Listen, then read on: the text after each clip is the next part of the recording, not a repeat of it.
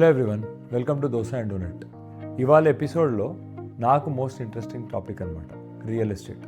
So ఇండియాలో real estate agents ఎట్లా work చేస్తారో మనకు తెలుసు. అక్కడ ఇట్స్ మోర్ అన్ఆర్గనైజ్డ్ సెక్టర్. యూఎస్లో ఎంతోమంది రియల్టర్స్ ఉన్నారు, మన తెలుగు వాళ్ళు ఉన్నారు.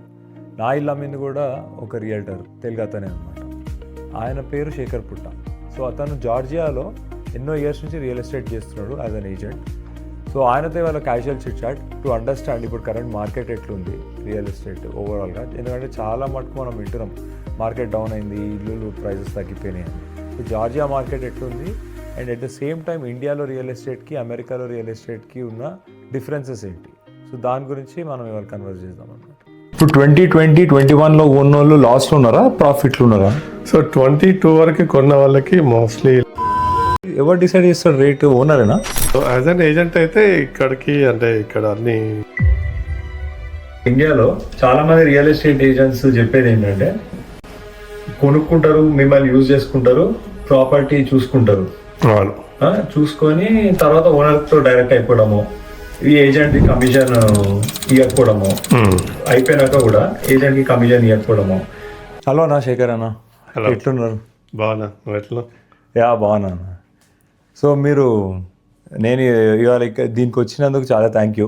ఈ డిస్కషన్లోకి మీరు వచ్చినందుకు నేను ఎప్పటి నుంచో చేద్దాం అనుకుంటుండే మీతో, ఎందుకంటే మీరు నాకు పర్సనల్గా రియల్ ఎస్టేట్లో హెల్ప్ చేసినారు ఇక్కడ ఇన్వెస్ట్ చేయడానికి, ఇల్లు కొనుక్కోవడానికి. అండ్ నాకు తెలిసిన వాళ్ళు చాలా మంది ఫ్రెండ్స్కి కూడా మీరే హెల్ప్ చేసినారు ఇక్కడ కొనడానికి. సో అప్రాక్సిమేట్గా ఎన్ని ఇల్లులు అమ్ముండొచ్చు మీరు ఈ లాస్ట్ 4-5 ఇయర్స్ మార్కెట్లో? లాస్ట్ నేను స్టార్ట్ చేసి ఆల్మోస్ట్ 12th ఇయర్ ఇది, 2014 నుంచి. ఓకే, 14 నుంచి అంటే ఇనిషియల్గా కొంచెం స్లో ఉండే, కానీ లాస్ట్ కోవిడ్ తర్వాత 2021 నుంచి బాగా 50% ఆఫ్ ద సేల్స్ లాస్ట్ 5 yearsలో చేశాను. Okay, above 500 homes.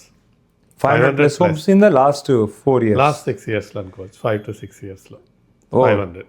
That's good అన్న. మొత్తం ఇక్కడేనా, north Georgia Cumming area? Mostly Cumming, Johns Creek, Alpharetta, Roswell, Dawsonville, కొన్ని దూరంగా అయినా కూడా చేశాను. హ్యాంప్టన్లో investment properties in metro Atlanta. Okay, so town homes అవన్నీ కలిపి. ఇప్పుడు 2025లో ఎట్లా అనిపిస్తుంది అన్న మార్కెట్? 2024 ఎండ్ నుంచి యాక్చువల్గా 24 డిసెంబర్, జనవరి తర్వాత డిసెంబర్ నుంచి ఈ 25లో కూడా మార్కెట్ స్లో అయింది. ఓకే, సో ఏమైందంటే డెఫినెట్గా నేను చూడమైతే 5 to 10% వరకు డౌన్ అయింది జనవరి ఆఫ్ దిస్ ఇయర్ నుంచి ఇప్పటి వరకు చూస్తే. అన్ని సెక్టర్స్లో, single family town homes. Okay, so నేను చూసిన మన కమింగ్ ఏరియాలో కూడా చాలా వరకు ఆల్మోస్ట్ అంటే ఇప్పుడు 500కి వెళ్ళినా ఇప్పుడు 450 ఆ రేంజ్లో ఉంటాయి. 10% వరకు మినిమం వెళ్ళింది, తగ్గిపోయినాయి rates. Okay, because of the interest rates ఒకటి, ఇంకంటే కొనే వాళ్ళు కూడా కొంచెం అట్లాంటికి మూవ్ అయ్యే వాళ్ళు కూడా తగ్గిండ్రు, ఇంత ముందులాగా లేదు ఫ్లో. ఓకే, దానివల్ల కొంచెం డిమాండ్ తగ్గింది, ఇన్వెంటరీ పెరిగింది, అదే సో మార్కెట్ స్లో అయింది ఓవరాల్గా. ఓకే, ఇప్పుడు 2020-21లో ఉన్నోళ్ళు లాస్లో ఉన్నారా, ప్రాఫిట్లు ఉన్నారా? సో 22 వరకు కొన్న వాళ్ళకి మోస్ట్లీ లాస్ లేదు. 22 ఎండ్ మేబీ. ఓకే, 23 స్టార్టింగ్లో కొన్నా కూడా ఓకే. 23 మిడ్ నుంచి ఎవరు కొన్నా కూడా లాస్లో ఉన్నారు. Most of the people I sold. Even people bought last year also, huge loss, almost 10% లాస్లో ఉన్నారు. జస్ట్ రీసెంట్గా ఒకతను అంటే చెప్పాను కదా కాస్కో వెనుక, he paid 464. Now he is ready to sell it for 405.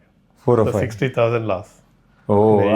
వాళ్ళ ఇంట్రెస్ట్ రేట్ కూడా హైగా ఉంటారు కదా, 23లో ఉన్నారు. 7%. అబ్బా. సో యాక్చువల్గా 22 అండ్ 23, 24లో ఎప్పుడు కొన్నా కూడా ఆల్మోస్ట్ బ్రేక్ ఈవెన్ కావడం కూడా కష్టము. అదే, if you're lucky break even అవుతుంది. అదే, ఈవెన్ వుడ్ స్టాక్ ఏరియాలో కూడా people bought it for 900 couple of years back. Now even builder is selling for 800. అబ్బా. ఇప్పుడు ఈ డౌన్ మార్కెట్లో కూడా కొంచెం ఓకే పర్ఫామ్ చేస్తుంది ఏదన్నా, అంటే ఈ సిటీస్ అన్నిట్లో కమింగ్ కానీ క్యాంటన్ కానీ. అంటే మోస్ట్లీ మనం చూసుకుంటే Johns Creek area, Johns Creek కానీ Suwanee, not whole Suwanee, okay, Suwanee part of Lambert high school, Johns Creek, తర్వాత Alpharetta. Okay, Alpharetta is still doing better, selling faster, అదే, ఎందుకంటే లో ఇన్వెంటరీ ఉంది. ఓకే, కమింగ్లో అంటే coming huge కదా, 30041 అంటే south four side school district high school, Denmark కొంచెం బెటర్గా ఉన్నాయి. ఓకే, ఇంకా నార్త్ ఫోర్స్ అయితే సెంట్రల్ వస్తే కొంచెం బాగా స్లో అయింది. Okay. కమ్యూనిటీకి డిఫరెంట్గా ఉంది. అంటే ఒక దగ్గర ఒక కమ్యూనిటీలో ఫాస్ట్గా సేల్ అవుతున్నాయి, డిపెండ్స్ ఆన్ అదే డిపెండింగ్ ఆన్ ద నేబర్హుడ్. అది యా. ఓకే, ఇప్పుడు అంటే జాన్స్ క్రీక్ ఆల్ఫారెటాకు ఉన్న అడ్వాంటేజ్ ఏంటన్న ఈ మార్కెట్లో కూడా మంచిగా జాన్స్ పోవడానికి? క్రీక్ ఎందుకంటే రీసెంట్గా మేము try to buy a home in Alpharetta high school, ready for million 1.2 1.3, but there are still multiple offers. Okay, ఎందుకంటే లో ఇన్వెంటరీ ఉంది. There are only few communities, good communities, especially if you go to Alpharetta high school and mix with Web Bridge Middle, very few homes available, okay, even in current market. Okay. So supply తక్కువ ఉంది కాబట్టి demand high ఉంది. Demand high in still. Alpharetta is, I think, always better అదే compared to many other places. Okay.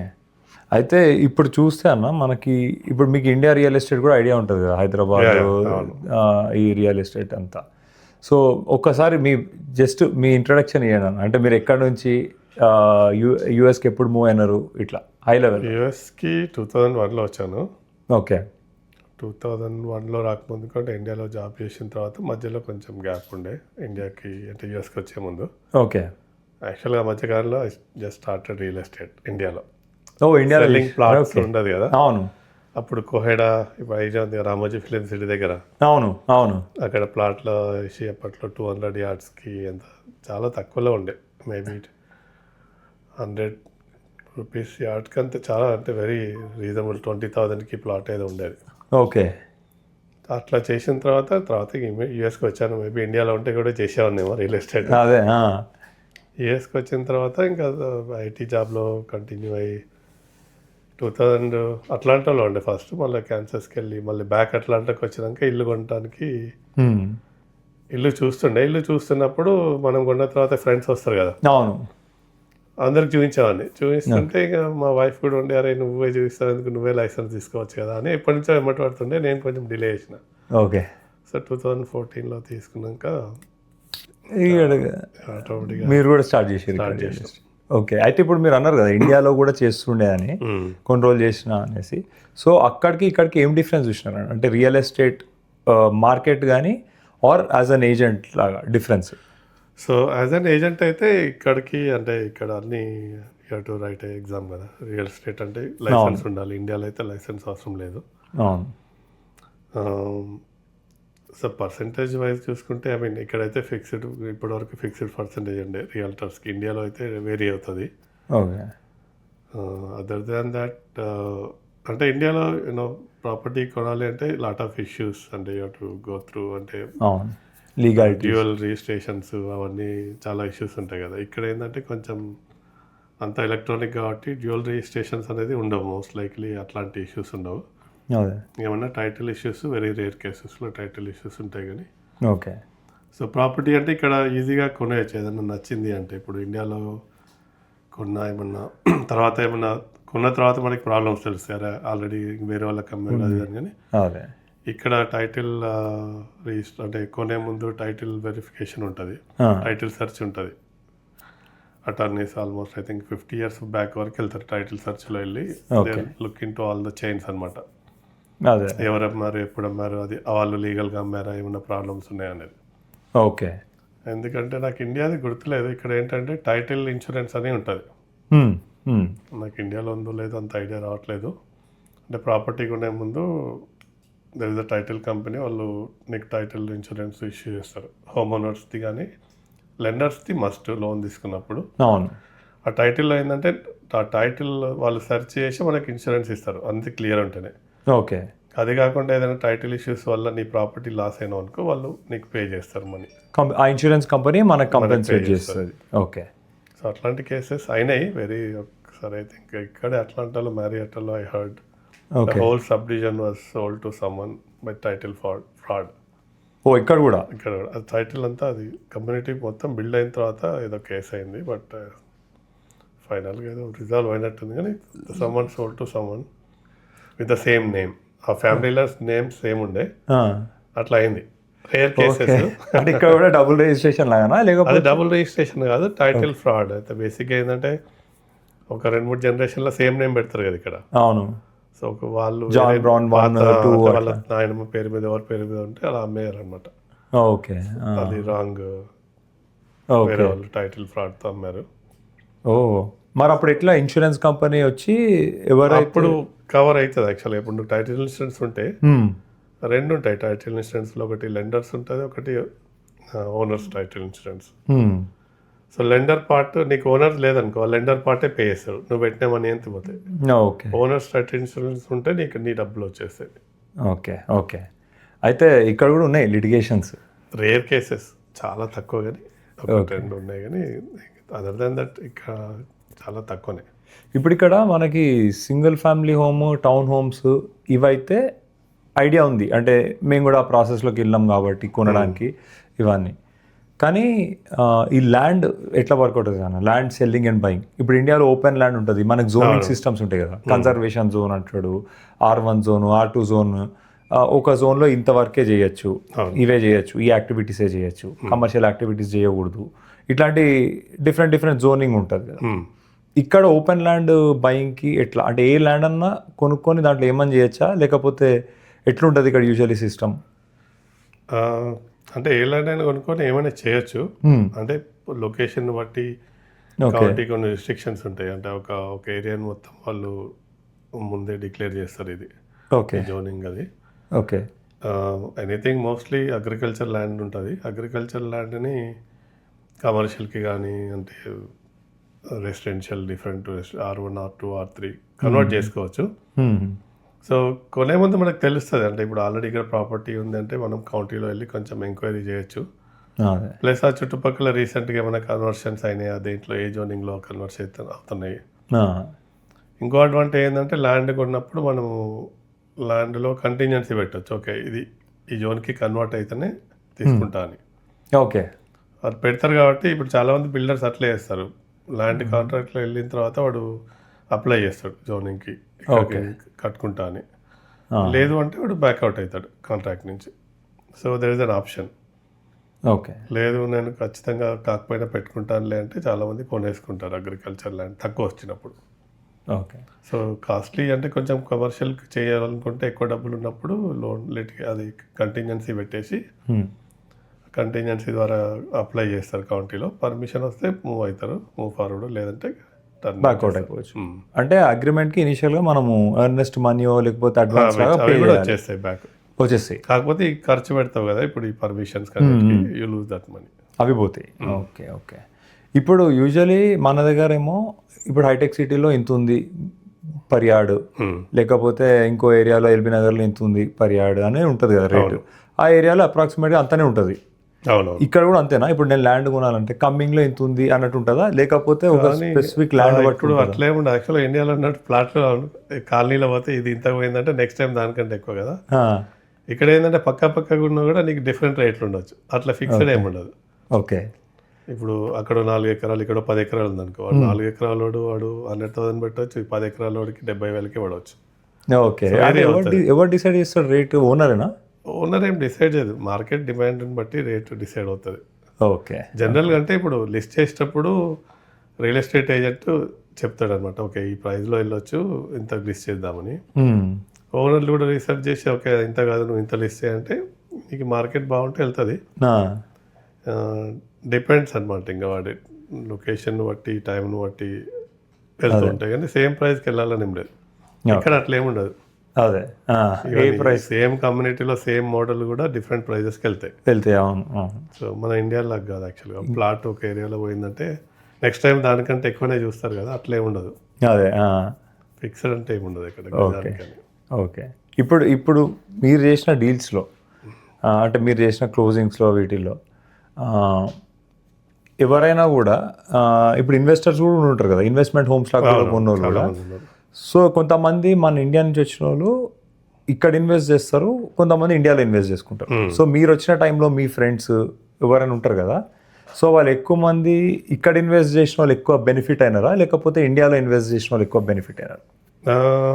అంటే టైంని బట్టి 2000 అంటే Covid కంటే ముందు ఇక్కడ ఇన్వెస్ట్ చేసిన వాళ్ళకంటే పెద్ద అంటే వచ్చినాయి. అంటే కోవిడ్ తర్వాత ఇప్పటివరకు ఉంచుకుంటే వాళ్ళకి they made lot of money. Okay. Covid కంటే ముందు అమ్మేస్తే పెద్దగా అప్రిషియేషన్ లేకుండా ల్యాండ్స్కి, ఎందుకంటే 2014లో నేను స్టార్ట్ చేసినప్పుడు కమింగ్ ఏరియాలో 30,000కి ఎకర్ చూసినాము. ఓకే కోవిడ్ కంటే ముందు కూడా పెద్దగా పెరగలేదు. ఓకే. ఇప్పుడు కోవిడ్ తర్వాత ఆల్మోస్ట్ 3 times అయినాయి. 30,000ది ఆల్మోస్ట్ 100,000 వెళ్ళిపోయింది. ఓ అదే. సో ఇప్పుడు ఆ టైంలో ఇండియాలో ఇన్వెస్ట్ చేసిన వాళ్ళకి అంత రిటర్న్స్ రాలేదు యాక్చువల్గా. ఓ బిఫోర్ కోవిడ్ చేసిన వాళ్ళకా? బిఫోర్ కోవిడ్లో అంటే ఆ టైంలో ఇక్కడ యూఎస్లో ఇన్వెస్ట్ చేసిన వాళ్ళకి ఎక్కువ బెనిఫిట్ అయింది. ఓకే. సో ఇండియాలో ఒక రకంగా ఏంటంటే డాలర్ మనకి అంటే పెరుగుతూ ఉంటుంది. రూపీ వాల్యూ తగ్గి అదైంది, అక్కడ లాస్ అయింది. సో ఇక్కడ ప్రైజెస్ పెరిగినాయి. ప్లస్ ఇక్కడ అడ్వాంటేజ్ ఏంటంటే మనకి ట్యాక్స్ అంటే 30% కట్టేస్తే నెక్స్ట్ మంత్ బయటకు వెళ్ళిపోతుంది. ఇండియాలో అయితే బ్లాక్ మనీ అంత ఉంటుంది కదా. అవును. ఇక్కడే బెనిఫిట్ ఎక్కువైంది, అంటే లాస్ట్ 6-7 ఇయర్స్లో ఇన్వెస్ట్మెంట్ చేసిన వాళ్ళకి ఇక్కడ ఇండియా కంటే ఇక్కడే అయింది. ఓకే.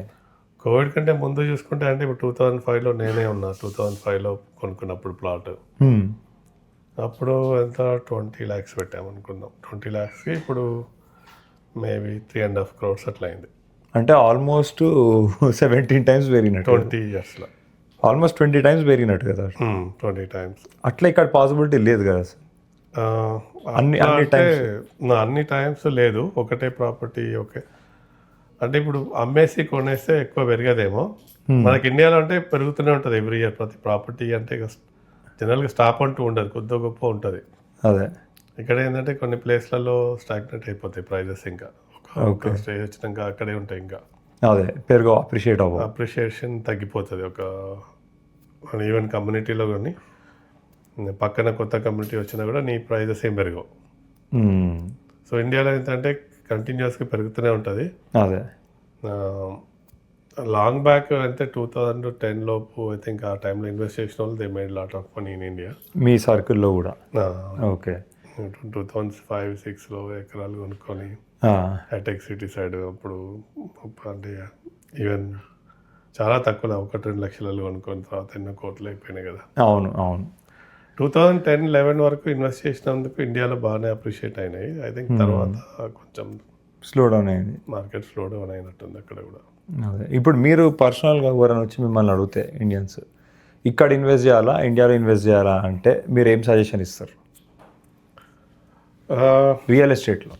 రియల్ ఎస్టేట్లో అంటే ఇప్పుడు కరెంట్గా అయితే ఇక్కడ ఇన్వెస్ట్ చేయడం అంటే రిటర్న్స్ ఎక్స్పెక్ట్ చేయలేము. అంటే అంత రిటర్న్స్ రావట్లేదు ఇక్కడ. ఇప్పుడున్న కరెంట్ మార్కెట్లో హై ఇంట్రెస్ట్ రేట్ ఉంది కదా, మనకి క్యాష్ ఫ్లో ఏముండదు. ఓకే. సో అంటే డబ్బులు ఉన్నాయి అంటే ఏదో ఒకటి కొనుక్కోవచ్చు. ఖచ్చితంగా రియల్ ఎస్టేట్లో ఇన్వెస్ట్ చేయొచ్చు.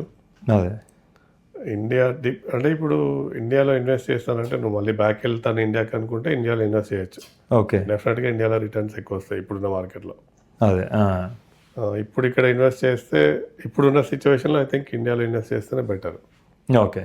అట్లీస్ట్ నీకు 3-4 yearsలో డబ్బులు అవుతాయి. అదే ఇప్పుడు ఇక్కడ ఇన్వెస్ట్ చేస్తే నీకు 3-4 yearsలో డబ్బులు అయితే అన్న గ్యారంటీ అయితే లేదు. మేబీ హార్డ్లీ మళ్ళీ అదే ప్రైస్లో ఉంటుందేమో. ఇప్పుడు 500 పెట్టినాడు 4 yearsలో 500ది మేబీ 500 ఉండొచ్చు, తక్కువ కావచ్చు ఎక్కువ కావచ్చు, కానీ మేబీ 10% కంటే ప్లస్ మైనస్ అంత వేరియేషన్ అదే ఎక్స్పెక్ట్ చేయలేము. ఇప్పుడు రెంటల్లో అన్న ఇప్పుడు ఫర్ ఎగ్జాంపుల్ ఇండియాలో నాకు తెలిసి రెసిడెన్షియల్లో 2-3% ఉంటుంది రెంటల్ ప్రాపర్టీ వాల్యూ మీరు చూసుకుంటే. కమర్షియల్లో ఒక 4-5%, కొంచెం మంచి డీల్ దొరికితే 6% వరకు ఉంటుంది. ఇక్కడ రెంటల్ చూసుకుంటే కొంచెం బెటర్ ఉంటుంది అనుకో. రెసిడెన్షియల్లో కూడా 5-6% వస్తుంది అంటారు, అది నిజమే? ఇక్కడ యాక్చువల్గా ఎక్కువ వస్తుంది. అదే ఎందుకంటే ఇప్పుడు నేనే ఉందనుకో, అపార్ట్మెంట్ ఉంది, ₹1,00,00,000 పెట్టుకున్నాం, ఆడ రెంట్కి ఇస్తే 25,000 వస్తుంది. 25,000 అంటే మనకి 3 lakhs. అవును, 3%. అవును. సో అదే ఇక్కడైతే మనకి ఎక్కువ వస్తుంది, 6-7% వస్తుంది. ఇక్కడికి అక్కడికి డిఫరెన్స్ ఏంటంటే ఇక్కడ నీకు మంత్లీ రెంట్ ఎక్కువ వస్తుంది కానీ అప్రిషియేషన్ తక్కువ ఉంటుంది. ప్రాపర్టీ ఇండియాలో రెంట్ తక్కువ వస్తుంది కానీ అప్రిషియేషన్ కొంచెం ఎక్కువ ఉంటుంది ఇనిషియల్గా. ఇండియాలో కూడా ఐ థింక్ కొన్ని రోజుల తర్వాత కొన్ని ప్లేస్లలో అంటే రేట్స్ తగ్గిపోతాయి, అంటే స్టాగ్నెంట్ అయిపోతున్నాయి. అపార్ట్మెంట్స్ కూడా ఒక 10-15 years ఓల్డ్ అయితే ప్రైజెస్ ఏం పెరగట్లేదు. ఇప్పుడు ₹1,00,00,000 ఉన్నది అదే ₹1,00,00,000 ఉంటుంది 4-5 yearsకి వెళ్ళి, అంటే పెద్దగా వేరియేషన్ లేదు. కాకపోతే ఇక్కడ రిటర్న్స్ మనకి మంత్లీ క్యాష్ ఫ్లోకి ఇక్కడ బెటర్. అదే ఇప్పుడు ఇండియాలో ఇంకొకటి ప్రాసెస్ ఇది ఉంటుంది, ఇప్పుడు ఏజెంట్స్ ఉంటారు కదా, ఏజెంట్స్ ఇండియాలో కొంతమంది బాగా చేసుకున్నారు, అంటే వెంచర్లు, ఇప్పుడు వెంచర్స్ చేస్తారు మన దగ్గర, ప్లాటింగ్ వెంచర్స్ అట్లా. ఇక్కడ కూడా అట్లా చేస్తారా? Residential plots, residential plotting ventures ఉంటాయి. అంటే చిన్న చిన్న ఎండో ఎకరేజ్ ఉంటుంది. ఇప్పుడు పెద్ద, ఇప్పుడు మనము నార్త్ సైడ్ వెళ్ళాం అనుకో, నార్త్ జార్జియాలో పెద్ద పెద్ద కమ్యూనిటీస్ ఉంటాయి, అన్ని 5 acres 6 acres అంటే మినిమం ఆ లాట్స్ అమ్ముతారు. ఓకే. 100,000 200,000కి ఓకే అనుకొని బిల్డ్ చేసుకోవచ్చు. లాట్స్ కూడా అమ్ముతారు. ఓకే. కానీ మన వాళ్ళు అంటే ఇండిపెండెంట్గా ఉంటాయి కాబట్టి చాలా మంది వెళ్ళరు. ఓకే. ఇట్లా ఇండియా లాగా ఒక కమ్యూనిటీ లాగా చేసి అట్లా ఏమి అమ్మరు లాట్స్, కానీ అదే పెద్దది మౌంటైన్స్లో అమ్ముతుంటారు. క్యాబిన్స్ తక్కువ ఉంటాయా ప్రైజెస్? ఒక్కొక్కసారి 100,000 అంటే కొన్ని 1 acre లాట్స్ కూడా ఉంటాయి, 50-60K వస్తుంది పర్ ఎకర్. ఓకే. అంటే అందులో ఎట్లా పోయి ఫామ్ హౌస్ లాగా కట్టుకొని అట్లా మనం క్యాబిన్ కానీ ఇల్లు కట్టుకొని ఉండొచ్చు. ఓకే. ఎయిర్బిఎన్బికి ఇవ్వడం అట్లా చేసుకోవచ్చు. ఎయిర్బిఎన్బి కూడా చేసుకోవచ్చు. ఓకే. ఇప్పుడు మన దగ్గర ఏంటంటే ఒక ప్రాజెక్ట్ వస్తుంటుంది ఎక్కడో, ఇక్కడ ఐటీ కంపెనీ వస్తుంది, గ్లోబల్ కేపబిలిటీ సెంటర్స్ వస్తున్నాయి ఇప్పుడు, దీనివల్ల రేట్ పెరుగుతుంది అనేది ఒకటి ఉంటుంది. ప్లస్ ఇంకోటి బ్లాక్ మనీ కూడా ఉంటుంది కాబట్టి కొంతమంది రియల్ ఎస్టేట్లో డంప్ చేసుకుంటారు. ఇక్కడ అట్లా ఎట్లా అంటే మీరు ఇప్పుడు ఐడెంటిఫై చేయాలనుకోండి, నెక్స్ట్ ఈ ఏరియాలో పెరుగుతుండొచ్చు అనేది ఎట్లా చేస్తారు యూజువలీ? అంటే ఇప్పుడు కౌంటీలో నువ్వు ఫాలో అయితే, కౌంటీ కానీ సిటీ మీటింగ్స్లో వాళ్ళు ఏమైనా అప్కమింగ్ ప్రాజెక్ట్స్ గురించి డిస్కస్ చేస్తుంటారు. ఆ న్యూస్ లెటర్స్ కానీ ఆ న్యూస్ చూస్తుండాలి. కౌంటీలో ఓకే ఇక్కడ డెవలప్మెంట్ అవుతుంది నెక్స్ట్ 10 yearsలో, వాళ్ళకి ఆల్రెడీ ప్లాన్ ఉంటుంది కౌంటీకి నెక్స్ట్ 10 yearsలో ఏంటి, ఎక్కడ గ్రోత్ అయింది అనేది. సో దాన్ని ఫాలో అవుతూ ఉండాలి మనం. ఓకే. దాన్ని బట్టి ఇక్కడ ఓకే నెక్స్ట్ ఈ ఏరియా గ్రోత్ ఉంది, ఇప్పుడు ఇక్కడ ఉంది మీరు ఉన్న ప్లేస్లో. 10 years బ్యాక్ మనకు తెలుసు, 14-15లో కూడా నేను ఇక్కడ వచ్చాను ఇండ్లకి, 200లో ఉండే. ఎంత? 225కి ఉండే. సో వినో దట్ ఇదికి వెళ్తుంది అని పక్కన ల్యాండ్ కూడా చూసాం మేము. ఓకే. ఇక్కడ గ్యాస్ స్టేషన్ ఎదురుగా పెట్టి ఆఫర్ పెట్టాం కానీ రాలేదు, 200,000 ఏదో. ఇప్పుడు ఎంత ఉట్టి స్టార్ బాక్స్ కూడా 32,000 ఏంటంటే మనకి తెలుసు 10 years బ్యాక్ ఈ ఏరియా డెవలప్ అవుతుందని, కానీ ఇక్కడ ఇన్వెస్ట్ చేసి ఉంటే మనకి డబ్బులు వచ్చాయి. అదే. సో అట్లే తెలుస్తుంది కొంచెం ముందు. ఓకే. సో ఇప్పుడు ఓవరాల్గా చూసుకుంటే రెంటల్ మేనేజ్మెంట్లో కూడా ఇప్పుడు నాకు హైదరాబాద్లో ఒక ప్రాపర్టీ ఉంది అనుకోండి ఫర్ ఎగ్జాంపుల్, ఇక్కడ ఒకటి ఉంది. ఇప్పుడు హైదరాబాద్లో మనకు కొన్నిసార్లు టెనెంట్స్ తీసుకున్నప్పుడు రెంట్ సరిగ్గా కట్టట్లే, ఇట్లాంటివో ఇష్యూస్ ఉంటాయి. అవును. అట్లాంటి ఇష్యూస్ ఇక్కడ కూడా ఉంటాయి అని విన్నా నేను చాలా. సో అట్లాంటి ఇష్యూస్ని ఎట్లా రిజాల్వ్ చేస్తారు? ఇక్కడ కూడా ఉంటాయి. అంటే వచ్చిన తర్వాత వాళ్ళు రెంట్ కట్టకుండా ఉండడము, 1-2 months తర్వాత రెంట్ కట్టకపోతే ఇనిషియల్గా ఏం చేస్తారంటే నోటీస్ పంపిస్తారు. అంటే మనము నువ్వు టెనెంట్ అనుకో, నీకు చెప్తాను అదే రెంట్ పే చేయలేదు, మరి డ్యూ ఉంది యాజ్ పర్ ద కాంట్రాక్ట్, నువ్వు ఆల్రెడీ కాంట్రాక్ట్ని బ్రేక్ చేసినావు అని. అంటే మనం జనరల్గా ఇమీడియట్గా ఏం మనము సరే ఎప్పుడు పే చేస్తావు అని అడిగితే వాడు 1-2 weeks అంటాడు, వాడు అట్లే ట్రాక్ చేస్తూ పోతూ ఉంటాడు. అదే. సో చాలామందికి ఏం చెప్తారంటే వాడు 1-2 monthsలో అంటే డ్రాగ్ చేస్తూ ఉండు అంటే వాడు కట్టడని ముందే తెలిసిపోతుంది. ఓకే. మనం ఇమీడియట్గా వాళ్ళు కోర్టులో వెళ్ళి ఫైల్ చేయొచ్చు ఎవిక్షన్. ఓకే. వాడికి చెప్తాము అంటే నువ్వు రెస్పాండ్ చేస్తలేవు, నేను ఎవిక్షన్కి ఫైల్ చేస్తున్నానని. ఓకే. వాడు ఏమంటాడంటే కట్టేస్తా అంటాడు, కానీ కట్టాడు చాలాసార్లు. అదే. సో కొన్ని కౌంటీలలో ఏంటంటే ఎవిక్షన్కి టేక్స్ టైం, వాడికి తెలుసు ఎవిక్షన్కి వెళ్ళా 3-4 months పడుతుందని. సో వాడు ఏంటంటే 3-4 months ఫ్రీగా ఉండొచ్చు అన్నట్టు కట్టాడు. సో డెఫినెట్గా 1-2 months పడుతుంది నువ్వు ఎవిక్షన్ చేసినా కూడా. పోలీస్ హెల్ప్ చేస్తారు అదంటే? ఎవిక్షన్ ఏమవుతుందంటే కౌంటీలో ఫైల్ చేసిన తర్వాత కోర్టు నుంచి వాడికి నోటీస్ వెళ్తుంది కట్టమని. ఆ టైంలో వాడు కట్టలేదనుకో, అప్పుడు కోర్టు నోటీస్ పంపిస్తుంది, ఎవిక్షన్ డేట్ ఇస్తుంది.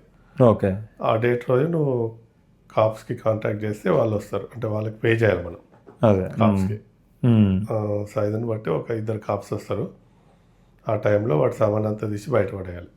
అంతే సేమ్ మన దగ్గర మామూలుగా వేరే వాళ్ళు చేస్తారు లోకల్ ఏం చేస్తారంటే సామాన్ అంతా తీసి ముందు పెడతారు గరాజ్ ముందు. అయితే నువ్వు అప్పుడు ఇమీడియట్గా తీసుకోవడానికి లేదు, నాకు కూడా రీసెంట్గా తెలిసింది. సో వాడికి 48 hours నోటీస్ ఉంటుంది, నీ సామాన్ ఇక్కడ ఉంది తీసుకెళ్ళు అని. 48 hours వాడు తీసుకోకపోతే ఎవడన్నా పోయి తీసుకోవచ్చు. అవునా? ఓకే. ఓకే. మీకు స్టోరీ చెప్పాలి యాక్చువల్గా. అట్లాంటా డౌన్ టౌన్లో లాస్ట్ ఇయర్ ఇప్పుడు ఒక పెద్ద లిక్కర్ స్టోర్ ఎవిక్షన్ అయింది. Liquor store. ఓకే. వాడు లిక్కర్ అంతా పెట్టి రోడ్ మీద పెట్టాడు, జనాలు ఫ్రీ. ఓకే. మొత్తం ఎవరు కావాల్సిన వాళ్ళు మంచి బాటిల్ అని ఎత్తుకొని వెళ్ళిపోతున్నారు. అంటే ఎందుకు వాడు స్టోర్ రెంట్ కట్టలేనా? ప్రాబ్లం అయింది, మొత్తం సామాన్ అంతా లిక్కర్ అంతా తీసి బయట పడేసారు అనమాట. అది కూడా డౌన్ టౌన్లో ఆ ఏరియాలో. నాకు ఎగ్జాక్ట్ లొకేషన్ గుర్తులేదు కానీ మనకి టీవీలో కూడా వచ్చింది. మనకి తెలుసుంటే మనం కూడా వెళ్ళేవాళ్ళం. ఓకే, ఇది ఇంట్రెస్టింగ్. మన దగ్గర ఏమో లాగి పడేస్తారు సామాన్. అంటే పాతకాలం సెటిల్మెంట్ అయితే చేస్తారు కదా, సినిమాలో చూపిస్తారు కదా. అవును. ఓకే, ఇది కూడా ఆల్మోస్ట్ అంతే అన్నట్టు. ఇష్టం కాకపోతే తెచ్చి పెడతాం జాగ్రత్తగా, అంతే. అదే ఇప్పుడు ఇంకొకటి, ఇక్కడ మనకి రెంట్ ఒక ప్రాపర్టీ కొన్నాక దాని మీద ప్రాపర్టీ ట్యాక్స్ అని, ఎస్క్రో అని, దాని మెయింటెనెన్స్ ఇవన్నీ ఉంటాయి కదా ఇల్లు కొంటే. ఇప్పుడు నేను ల్యాండ్ కొన్నా అనుకున్నా, ఒక 10 acres. కొంతమంది మనం చూస్తాం 100 acres $50,000 అమ్మేస్తున్నాం అంటాడు, ఇక్కడ ఫ్లోరిడాలో ఎక్కడ. సో ఇప్పుడు అట్లా ల్యాండ్ కొంటే కూడా ఆ ల్యాండ్లో వీడ్స్ పెరగకుండా ఇవన్నీ మనమే మెయింటైన్ చేయాలా? ల్యాండ్కి ఏం పెద్ద అవసరం లేదు, వీడ్స్ అనే వాడు పట్టించుకోడు ల్యాండ్లో, అట్లా వదిలేసేయచ్చు అట్లే. ఓకే, సో మన కౌంటీ వచ్చి నువ్వు ఇది మెయింటైన్ చేయాలి, అది చేయాలని ఏమి పెట్టదు. ఏమన్నారు, ఓన్లీ ప్రాపర్టీ ట్యాక్స్ కడతాం అంతే, ల్యాండ్కి ల్యాండ్ ట్యాక్స్ కడతాం. ఇక్కడ మనకి ఇల్లు దగ్గర లాన్ ఇవన్నీ మెయింటైన్ చేయకపోతే వేస్తారు కదా ఫైన్. ఇక్కడ వేస్తారు, కాకపోతే ఇట్లా ఇండిపెండెంట్, ఇందాక చెప్పాను కదా లాట్స్ కొనుక్కుంటారని హెచ్ఓఏ కమ్యూనిటీలో. కొందరు ఇల్లు కట్టుకుంటారు, కొన్ని ఖాళీగా ఉంటాయి కదా, అట్లాంటప్పుడు హెచ్ఓఏ వాళ్ళు చెప్తారు నీ లాట్ క్లీన్గా పెట్టుకో, దానికి హెచ్ఓఏ కట్టాలి, అట్లా ఉంటుంది. ఓకే, అది కౌంటీ రూల్ కాదు, మోర్ హెచ్ఓఏ రూల్. అప్పుడు నువ్వు ఉట్టి ఖాళీ ప్లాట్ ఉన్నా కూడా హెచ్ఓఏ కట్టాలి.